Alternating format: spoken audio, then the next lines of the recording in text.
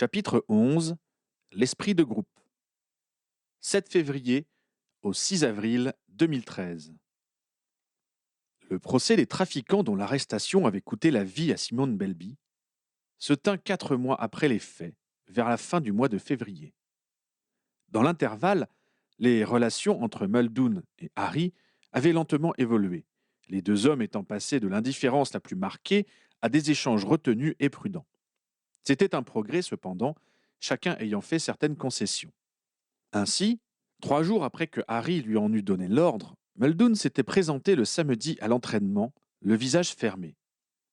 Harry s'était demandé si Pritchard avait insisté pour que l'Aurore leur fasse l'honneur de sa présence ou s'il l'avait fait de lui-même. Quoi qu'il en soit, il avait été soulagé de ne pas avoir à sanctionner un refus d'obtempérer. Le commandant des Aurores avait fait signe à Janice de prendre en charge leurs nouveaux participants et était parti entraîner un autre groupe. Il voulait voir Muldoon à l'œuvre, mais avait préféré le laisser prendre ses marques avant d'aller l'inspecter. Il ne s'était rapproché qu'en fin de séance. Comme il l'avait déjà remarqué, Muldoon tirait vite et juste. Par contre, il ne savait pas se placer correctement par rapport à ses collègues pour les couvrir et bénéficier de leur protection de la manière la plus efficace. Muldoon avait néanmoins un très bon niveau de manière générale. Il s'était manifestement tenu au courant des manœuvres de base mises au point par Harry et Janice, sans doute par l'intermédiaire de son partenaire, Christopher Summers. Ainsi, il maîtrisait correctement le transplanage dos à dos ou la prise de coordonnées d'arrivée à partir d'un miroir. Mais il lui manquait encore l'esprit de groupe qui ne pouvait n'être que des exercices inlassablement répétés avec ses camarades chaque samedi. Muldoon était revenu à la séance suivante, mais pas à celle d'après. Harry avait laissé passer sans rien dire. Les entraînements n'étaient pas officiellement obligatoires et, s'il était conseillé de s'y rendre le plus souvent possible, il était toléré de les manquer de temps en temps. Cela arrivait d'ailleurs parfois à Harry ou Janice, qui s'arrangeaient simplement pour que l'un d'eux soit toujours présent. Un samedi, où ils avaient tous les deux eu un empêchement de dernière minute, Hilliard Upday et Horatius Hipworth avaient pris les choses en main et les Aurores avaient enchaîné les exercices habituels. Le 4e samedi, Muldoon était revenu et, après la séance, Harry avait demandé à Janice si tout se passait bien. Sa collègue avait eu un petit sourire. Tu sais, tu n'es pas le seul à avoir des soucis avec lui. De son temps, il y avait peu de femmes aurores et, quand elles l'étaient, elles avaient la décence de ne pas monter en grade. Autant te dire qu'il a fait la tête quand j'ai été nommé chef de brigade et encore plus quand j'ai remplacé Pritchard auprès de Fawcett il y a 7 ans. Ah bon? S'était étonné Harry qui ne s'était aperçu de rien. On a donc eu des petites conversations musclées et on est plus ou moins parvenu à un statu quo. C'est bien, avait approuvé Harry en se demandant s'il parviendrait un jour à ce stade. Je n'ai rien dit pour son absence de la semaine dernière, avait continué Janice, mais tout à l'heure, j'ai opposé son équipe à nos amis de la police magique. Son groupe s'est fait laminer par sa faute parce qu'il ne sait toujours pas se placer correctement. Ça devrait le convaincre de revenir prendre sa revanche. Par contre, tu vas l'entendre râler sur la stupidité d'intégrer la police dans nos entraînements. 3 ans et demi plus tôt, lors de l'affaire qui les avait mis face à une série d'incendies criminels, Harry avait demandé l'aide de la police magique car il manquait d'effectifs pour l'opération de grande envergure qu'il avait déployée pour débusquer le coupable. En remerciement pour la totale coopération que lui avaient offerte le commandant Watchover et le capitaine Thruston, Harry avait proposé d'accueillir leurs hommes à ses entraînements. Certains de ses collègues s'en étaient offusqués et avaient protesté quand les premiers policiers étaient arrivés. Harry avait tenu bon, rappelant leur efficacité dans l'enquête qui venait enfin de se terminer. Finalement, au prix de quelques ajustements, leur présence avait été acceptée. Harry et Watchover avaient convenu que le nombre de policiers devait rester largement minoritaire par rapport à celui des Aurores pour que ceux-ci ne se sentent pas dépossédés de leur séance. Watchover n'envoyait donc que ses officiers supérieurs, les capitaines et les brigadiers. Les policiers se débrouillaient pour transmettre ce qu'ils apprenaient à leurs collègues lors des séances organisées de leur côté. Harry et Janice veillaient également à ne pas mélanger les policiers avec des Aurores ayant exprimé leur répugnance à les côtoyer. Heureusement, leurs collègues les plus jeunes, moins influencés par la concurrence féroce qui existait avant la guerre entre les deux services, n'y voyaient aucun inconvénient. Cependant, Janice et Harry n'hésitaient pas à opposer les deux corps, considérant que l'émulation était propice au perfectionnement. Comme l'avait espéré Janice, Muldoon était revenu assez régulièrement après son humiliation et travaillaient sérieusement pour rattraper son retard. Les rapports entre les deux hommes, néanmoins, restaient tendus. Harry n'avait osé féliciter Muldoon ni pour sa présence du samedi, ni pour ses progrès, de peur que ce ne soit interprété comme une manière de se réjouir de l'avoir fait plier. D'une manière générale, il s'interrogeait sur ce que Muldoon pensait de ses efforts pour préserver sa fierté. En était-il soulagé, ou au contraire, méprisait-il Harry de ne pas vouloir affirmer sa suprématie? De même, le commandant des Aurores se demandait si son subordonné était conscient que la sanction encourue pour son geste criminel aurait été plus sévère si Harry ne s'était pas senti coupable de l'avoir aussi longtemps mis sur la touche par défiance. Au début de l'année, Kevin Whitby, le partenaire de Simon Belby, était revenu des vacances prolongées qui lui avaient été accordées pour se remettre du choc. Pritchard avait alors proposé qu'il soit confié à Christopher Summers et que Muldoon soit mis en équipe avec Michael Corner. Cela conférerait ainsi à Muldoon un partenaire beaucoup plus jeune que lui, à qui il pourrait transmettre son expérience.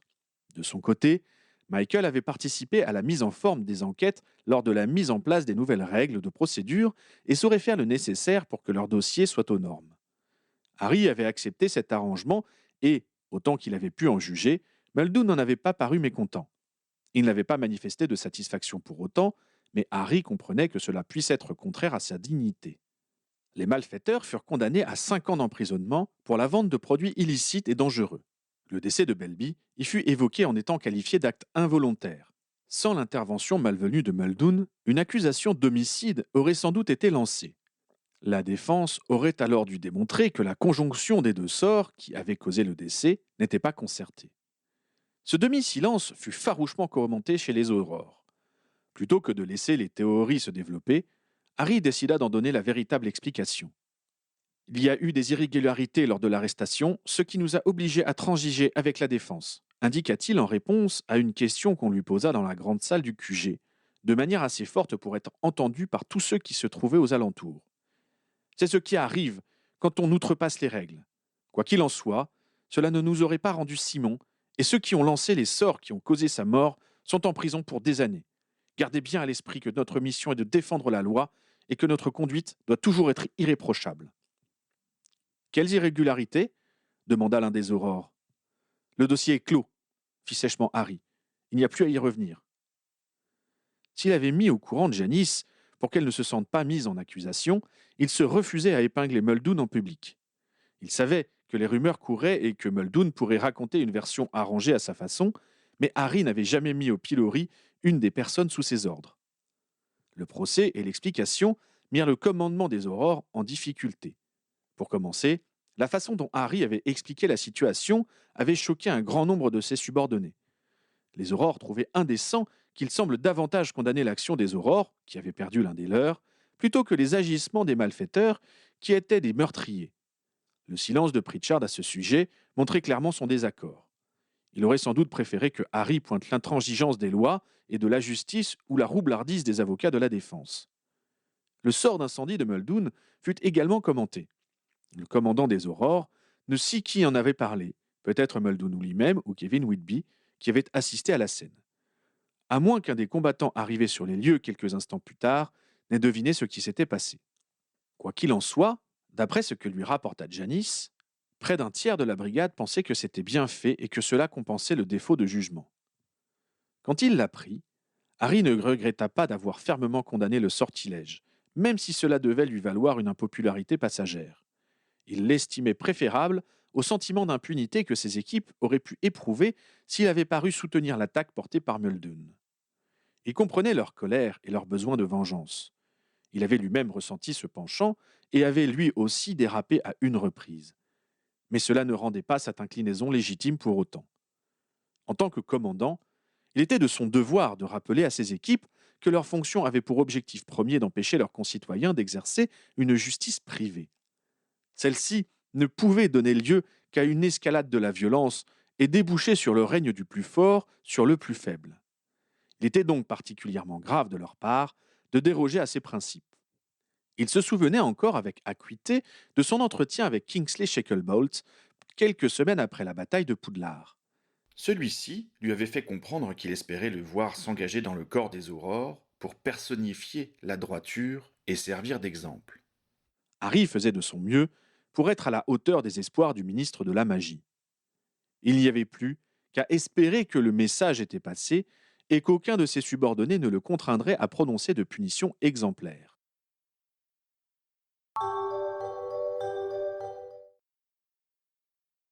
Le mois d'avril et la seconde tâche du tournoi des trois sorciers finirent par arriver.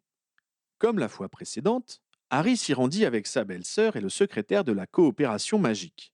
Les spectateurs furent installés dans le réfectoire, à l'extrémité normalement occupée par l'estrade des professeurs. La salle était séparée dans sa longueur en 3 bandes de largeurs égales, chacune surmontée par un grand sablier qui évoqua à Harry le décompte des points à Poudlard. Au premier plan se trouvaient 3 portes closes qui condamnaient l'accès au reste de la salle. À droite de chaque porte, on voyait un pied supportant un petit sablier. Une notice fut remise aux spectateurs, expliquant la série d'épreuves qui allait se dérouler. Pour commencer, les candidats avaient reçu des instructions la fois précédente, leur indiquant qu'ils allaient devoir revenir en arrière dans le temps. Une énigme leur donnait la mesure exacte du saut temporel à réaliser. Ainsi, les petits sabliers étaient des retourneurs de temps dont le champ d'action était limité, précisait la fiche, pour éviter tout accident. La porte ne pouvait s'ouvrir qu'à un moment bien précis. Il était donc important, pour les champions, de ne pas s'être trompés dans leurs calculs. S'ils arrivaient trop tôt, ils devraient attendre que la porte puisse être ouverte et, comme les sabliers commenceraient leur décompte du temps dès leur apparition, ce serait autant de temps à rattraper pour la suite. S'ils arrivaient trop tard, ils pourraient passer, mais ils se verraient infliger une pénalité de 5 minutes. Après la porte, toute une série d'épreuves entravaient leur avancée vers la ligne d'arrivée. Le vainqueur serait celui qui y parviendrait le premier. Il gagnerait 10 points. Le second se verrait attribuer 5 points et le dernier 0. On jugerait également leurs diverses performances sur une échelle de 12, chaque juge attribuant une note sur 4 qui compléterait les points relatifs à l'ordre d'arrivée. Hope Ketteridge, la championne britannique, fut la première à apparaître. Elle s'escrima immédiatement sur sa porte, mais elle était arrivée trop tôt et le battant resta hermétiquement clos. Au bout de 2 minutes, ainsi que l'indiquait le sablier personnel de la jeune fille, les 2 autres candidats apparurent à leur tour. Les 3 portes s'ouvrirent et les champions les franchirent. Ils s'éloignèrent des spectateurs pour affronter les diverses épreuves, mais, grâce à la magie particulière de la salle, le public ne manqua aucun détail. Les tâches auxquelles les 3 sorciers étaient confrontés semblaient avoir été conçues pour vérifier si les champions maîtrisaient toutes les formes de magie qu'on leur enseignait dans leurs écoles respectives. Ils durent métamorphoser des objets pour passer des obstacles, lancer des sortilèges particuliers, déchiffrer un texte en runes, reconnaître parmi d'autres graines celles d'un haricot magique qui plantèrent et arrosèrent avant d'y grimper pour attraper un objet attaché au plafond. Ils durent aussi choisir le bon ingrédient pour rendre inoffensive une potion d'endormissement. Chaque épreuve prenait d'autant plus de temps qu'elle était mal exécutée, alors que les grains dans les sabliers géants s'écoulaient inexorablement, mesurant l'efficacité de leurs efforts. Au début, Hope avait 2 minutes de retard sur les autres. Batoura Utchenik, le Bulgare, lui permit de remonter à la seconde place quand il se trompa dans son choix en potion et resta pendant 5 minutes plongé dans un profond sommeil. L'épreuve de botanique se retourna contre Sébastien Lebeau. Il ne prit pas la bonne graine et planta avec soin un flageolet des plus communs. Malgré un arrosage attentionné, rien ne vint et au bout de 2 minutes, le jeune Français retenta sa chance avec une autre semence qui s'avéra plus coopérative. Mais il était désormais au coude à coude avec la Britannique. Ce fut l'épreuve de runes anciennes qui les départagea. Sébastien déchiffra son parchemin plus rapidement qu'elle, mais il fit une erreur d'interprétation qui le priva d'un indice, lui faisant perdre du temps lors de l'épreuve suivante. Hope mit 5 minutes de moins que les autres à venir à bout du parcours, ce qui ne lui donna que 3 minutes d'avance. De son côté, Sébastien Lebeau ne devançait que de peu Batoura, qui avait fait un sans faute après son échec en potion. Avant de distribuer les points, on attendit que les doubles temporels des champions entrent dans la salle par une porte qui s'ouvrait près de l'estrade du public, s'avancent vers les portes closes et utilisent le retourneur de temps qui les fit disparaître soudainement. Cela fit chuchoter les spectateurs qui étaient confrontés à ce phénomène pour la première fois de leur vie. Ils avaient du mal à se convaincre que la scène qui venait de se dérouler était antérieure au parcours, du moins du point de vue des champions. C'est dingue de penser qu'on peut se rencontrer soi-même, remarqua Fleur, bien que ça ne se soit pas produit. Les deux versions des candidats ayant été soigneusement séparées, sans doute pour qu'ils ne puissent se transmettre à eux-mêmes des indices. Ça fait très bizarre, confirma Harry, surtout quand on se demande si on a enclenché les événements avant ou après leur déroulement. Ne me dis pas que tu as fait ça aussi, s'écria Victor. Je me suis même sauvé la vie, indiqua Harry, assez intime avec ses anciens co-champions pour frimer un peu. Que se passe-t-il si un de tes mois tue l'autre demanda Crum. Vous mourrez tous les deux, ou l'un de vous continue à vivre tranquillement? Ça dépend si celui qui est tué est le premier ou le second, je suppose, répondit Fleur. Lequel appelles-tu le premier? S'enquit Harry perplexe. Celui qui a vécu le moment en premier, répondit-elle. Mais ils le vivent en même temps, rétorqua Harry. Celui qui a l'impression de le vivre en premier, alors, précisa Fleur. Et lequel des toi a failli mourir? Coupa Crum. Le premier. Ça fait comment de savoir qu'on va se sauver la vie ensuite? Interrogea Fleur. Je n'en savais rien, expliqua Harry. Je ne m'étais pas reconnu.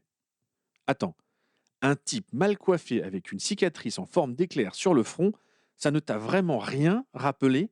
S'étonna Crum d'une voix incrédule. Il était loin, enfin, j'étais loin, et je me suis pris pour mon père. Je croyais qu'il était mort depuis plus de 10 ans, commenta Fleur. Je comprends, s'exclama Crum. Tu étais revenu en arrière de plus de 10 ans. Mais non, puisque je n'étais pas encore parti, protesta Harry. Il y eut quelques secondes de silence, le temps que les autres tentent de mettre un peu d'ordre dans ces informations. Leur regard compatissant n'était pas flatteur pour l'équilibre mental supposé de Harry. Enfin, l'essentiel est que tu aies réussi à te sauver la vie, conclut Crum. Si j'avais échoué, il n'y aurait eu personne pour revenir me secourir, fit remarquer Harry. Mais alors, comment aurais-tu pu échouer? Interrogea Fleur. Eh bien. Mais je n'en sais rien, protesta Harry. Vous m'avez tout embrouillé, là. Pendant leur discussion, les juges avaient décidé des notes à attribuer. L'Anglaise, qui s'était débrouillée correctement, reçut 7 points à ajouter aux 10 que lui avait valu la première place. Batoura avait fait un parcours magnifique si on mettait de côté son erreur d'ingrédient. Ses sortilèges, et ses métamorphoses notamment, avaient une élégance qui avait enchanté les juges qui lui attribuèrent un 11 pour le style. Sébastien, qui avait montré un côté brouillon, n'obtint que 6 points de bonus qui, ajoutés aux 5 obtenus pour son arrivée en second, le mirent ex aequo avec le Bulgare. Ainsi, avec la première tâche, Hope totalisait maintenant 26 points, Sébastien 21 et Batoura 20. Les spectateurs anglais firent connaître bruyamment leur satisfaction et Harry vit les journalistes se ruer sur la jeune championne pour recueillir ses impressions. Il songea que c'était le moment de rentrer chez lui.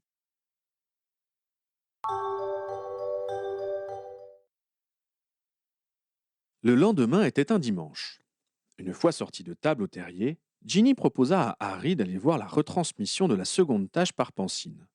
Une séance était prévue à Préolard dans l'après-midi. « Mais je l'ai déjà vue, protesta Harry. « Mais j'ai envie de la voir quand même, rétorqua son épouse. Comme tu y assistes en direct, tout le monde m'en parle pour me demander ce que j'en pense. » Jusque-là, Harry s'était peu préoccupé de la manière dont le tournoi était retransmis auprès des sorciers. Après la désignation des champions, il n'avait cependant pas pu échapper à ses retrouvailles avec Victor, reproduites à la une de la Gazette. Il s'y était attendu et avait accueilli avec bonhomie les plaisanteries de ses amis et les remarques sans malice des fonctionnaires qu'il avait croisés les jours suivants dans les couloirs du ministère. Il suivit donc finalement Ginny sans trop maugréer, curieux de voir une merveille image en action. Audrey et Percy les accompagnèrent, les autres ayant déjà assisté à une séance ou n'étant pas intéressés. Leurs enfants restèrent sur place avec leurs cousins, trop jeunes pour se tenir tranquilles assez longtemps. La projection avait lieu dans un bâtiment qui n'existait pas du temps où Harry était collégien et qui s'élevait à côté du magasin Honeyducks sur un ancien terrain en friche. Des chaises étaient disposées en cercle autour d'une table où se trouvait une pansine au moins 2 fois plus grande que celle que Harry conservait dans le placard de sa chambre. Les Potter s'acquittèrent d'un galion pour entrer tous les deux. Tous les sièges étaient occupés quand les fenêtres s'occultèrent, plongeant la salle dans une demi-pénombre. La pancine s'éclaira alors et le réfectoire de Beaubaton apparut, d'abord localisé au-dessus de la bassine de pierre, avant d'englober chaque spectateur dans la vision. Les actions étaient commentées par la voix de Rita Skeeter qui se superposait au brouhaha des spectateurs et au bruit naturel. On avait l'impression d'être plongé dans les pensées de la journaliste, même si Harry savait par Ron que les observations avaient été ajoutées après coup, au moment où les souvenirs avaient été sélectionnés et ordonnés. Harry estima que la retransmission était bien plus passionnante que les spectacles en direct. Pour commencer, on suivait les champions de manière chronologique, tels qu'ils avaient vécu l'épreuve. L'énigme qu'ils avaient eu à résoudre était présentée en premier et la solution donnée. Puis, on voyait les jeunes gens arriver devant leur porte et Rita indiquait de combien de minutes ils avaient choisi de revenir en arrière. Ils disparaissaient ensuite jusqu'à l'arrivée de Hope. Puis, on enchaînait directement sur le début des épreuves, le handicap de la jeune Anglaise étant précisé oralement. Par la suite, on voyait les champions affronter tour à tour chaque test, sans avoir à passer de l'un à l'autre en espérant ne rien manquer d'important, comme cela avait été le cas pour les spectateurs. Au contraire, les moments présentés avaient été choisis pour être à la fois exhaustifs et sans temps mort. Les sorts pratiqués étaient expliqués et des comparaisons étaient faites entre les méthodes adoptées par les champions pour franchir chaque obstacle. Harry dut reconnaître que Rita savait tenir un public en haleine et trouver des manières amusantes de lancer des pics sur les jeunes candidats, même si ce n'était pas toujours gentil pour le bulgare et le français. Quand on arriva vers la fin, l'intonation haletante de Rita fit monter la tension chez les spectateurs qui devaient pourtant connaître l'heureuse issue de l'épreuve pour la Britannique. Harry entendit des encouragements quand on montra à Hope en train de grimper sur son haricot magique. Elle fut applaudie pour son excellente traduction des runes, et ce fut le délire quand elle franchit la ligne d'arrivée, la première. Bien que les magnifiques sorts de Batoura aient été présentés à leur avantage, le public siffla la note de style qu'il obtint, estimant qu'il faisait de l'ombre à leur championne. Une interview de la jeune fille était présentée juste après. Elle fut acclamée quand elle apparut en gros plan et religieusement écoutée. Elle exprimait sa fierté d'être venue à bout des épreuves et d'avoir fait le meilleur temps. Elle avouait être complètement épuisée, mais qu'elle n'avait pas vu le temps passer, trop concentrée sur les actes à accomplir. Elle espérait garder ses points d'avance lors de la troisième tâche et elle salua ses camarades restés à Poudlard. Adrian Ackerley lui succéda. Il vanta l'excellente ambiance du tournoi, plan sur les élèves qui assistaient au spectacle et encourageaient leurs champions, et complimenta les candidats sur leur niveau de magie. Il se réjouit également du rapprochement entre les pays que cela occasionnait, gros plan sur les 3 directeurs d'école en train de conférer, puis sur Harry et ses amis en pleine discussion, sans doute en train de débattre de la relativité du temps. Cette image réenclencha les applaudissements, la plupart des spectateurs ayant remarqué que le survivant était des leurs pour cette séance.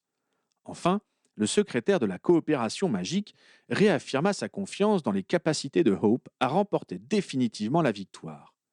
Sur ces bons mots, les images se rétrécirent pour réintégrer la pancine, tandis qu'une voix espérait que les spectateurs avaient apprécié le spectacle offert par la Merveille Image et la Guilde des artisans. Les applaudissements confirmèrent le bon moment qu'ils venaient tous de passer. En sortant de la séance, Harry eut envie de prolonger un peu leur sortie. Pas que retourner au terrier et y retrouver le reste de la famille soit une corvée, mais il avait rarement l'occasion de sortir avec Ginny et encore moins avec Percy et Audrey. Il leur proposa donc d'aller boire une petite bière au beurre, ce qui fut accepté avec joie. Les 3 balais étaient pratiquement en face, mais ils n'étaient pas les seuls à avoir eu cette idée et on refusait du monde. Harry savait que Madame Rosmerta se débrouillerait pour lui trouver une place s'il se présentait à l'entrée, mais il eut une meilleure idée. Si on allait à la tête de sanglier, proposa-t-il. Je n'y ai pas mis les pieds depuis que ça a changé de direction. Percy fit une petite moue, mais Ginny, qui connaissait les préoccupations de son mari à propos de ce lieu, le soutint sans réserve. Bonne idée, mon chéri. Audrey, ça va t'intéresser. Tu vas voir un pan de la société sorcière que mon frère ne t'a sûrement pas montré. C'est assez marginal, fit remarquer Percy. Mais ça fait quand même partie de notre monde, insista Harry. Je pense qu'Audrey comprendra mieux nos engagements si elle les voit pour de vrai. Si je vois quoi demanda la Moldue d'un ton intéressé. Nos réprouvés, répondit Harry. S'il n'avait pas eu le temps d'y passer depuis la disparition d'Abelforce, il savait par Ron que la maîtresse de guilde avait tenu compte de leurs remarques et que le nouveau tenancier du pub, un certain Mars Jovial, avait l'esprit assez large et les épaules assez solides pour gérer la clientèle hétéroclite dont il avait hérité. D'après Tiern Watchover de la police magique, il avait également reconduit le marché qui avait été auparavant conclu avec l'ancien barman. La police le laissait tranquille et n'était pas trop regardante sur son heure de fermeture, en échange de quoi leur service recevait régulièrement des tuyaux. À peine 5 minutes furent nécessaires pour s'y rendre. L'extérieur n'avait pas changé, mais la salle avait été repeinte et l'odeur de chèvre avait totalement disparu. L'endroit était toujours assez obscur, mais une fois que la vision de Harry se fut accoutumée, il put constater qu'il était bien plus propre qu'auparavant. Le barman avait une expression moins amène que le laissait supposer son nom, mais les clients le saluaient avec chaleur, ce qui amenait à supposer qu'il ne fallait pas s'arrêter à son visage revêche. Ils choisirent une table pas trop loin de la porte. Pendant que Ginny montrait discrètement à sa belle-sœur les harpies, vampires et autres singularités du lieu, Harry et Percy se rendirent au bar pour passer la commande. Harry se dit que c'était le bon moment pour poser une question à son beau-frère sans être interrompu par un autre membre de la famille. Percy, que penses-tu d'Ackerley, toi? Son beau-frère sourit et répondit sans paraître étonné de l'intérêt de Harry. Il est capable, ambitieux et charismatique. Et quelle est son ambition? Être un candidat capable de récupérer le poste de Kingsley quand viendront les élections. C'est certain, King ne se représentera pas? Il est fatigué et estime que 15 ans de pouvoir, c'est suffisant. Ça use, tu sais. Et toi, tu n'as pas envie de poser ta candidature? J'y ai pensé, c'est vrai. Mais il me manque la capacité de plaire aux gens. Je ne sais pas plaisanter ni leur dire des choses qui leur font plaisir. Effectivement, Percy était capable, ambitieux, mais pas charismatique. Et il t'a promis des choses quand il aura atteint son but? Garder mon poste actuel me suffira. J'aime ce que je fais. Tu veux dire que les autres chefs de département vont changer? S'inquiéta Harry. En fait, non. Quoique je n'exclus pas quelques mises à la retraite sur d'autres postes prestigieux pour y placer ceux qui attendent un retour d'ascenseur. Sans compter que mon père sera volontaire pour céder son poste et se consacrer à ses petits-enfants et qu'il faudra bien pourvoir celui qu'Adrien occupe actuellement. Et le département de contrôle des créatures magiques? Demanda Harry. Je sais que tu en veux à Estia pour ce qu'elle a fait à Hermione, mais ne compte pas sur Adrien pour la mettre sur la touche. Kingsley l'a gardée en hommage aux engagements qu'elle a pris pendant la guerre. Ackerley n'aura pas ses égards, mais il a besoin d'elle, car il est de notoriété publique qu'elle fait passer la sécurité des sorciers avant tout. Or, tu n'es pas sans ignorer que le principal argument de nos adversaires politiques est notre pusillanimité envers les créatures magiques. Sa présence permet de montrer que nous nous soucions, nous aussi, de préserver les sorciers des dangers qu'elles nous font courir. Il s'enverrait un sortilège dans le pied s'il la renvoyait. Harry grimaça, mais les années et les responsabilités lui avaient fait perdre sa naïveté en politique. Les candidats au ministère avaient besoin de convaincre les sorciers qu'ils prenaient soin de leur sécurité tout autant qu'ils devaient se concilier les bonnes grâces de la presse. Il avait manifestement mangé son pain blanc avec Kingsley, qui souhaitait avant tout le bien-être de ses concitoyens. Il faudrait désormais composer avec un homme politique qui agirait tout autant par ambition que par devoir. La question était de savoir laquelle de ces deux notions allait prévaloir chez le bel Adrien. Pour en revenir à Ackerley, reprit Harry, tu penses que c'est quelqu'un de bien? Je ne l'ai jamais vu faire quelque chose que je réprouve, répondit Percy. Je ne le connais pas si bien que ça, mais Kingsley l'a pris sous sa baguette et veille sur sa carrière. Il ne le ferait pas s'il le pensait capable de mener une politique mauvaise pour le monde sorcier. J'ai vu que son père avait été emprisonné pendant la guerre, se souvint Harry. Sais-tu ce qu'il est devenu après? Harry pouvait faire enquêter sur la famille Ackerley par ses propres services s'il le voulait, mais il était certain que cela viendrait aux oreilles d'Adrien et il ne voulait pas avoir l'air de se défier de lui.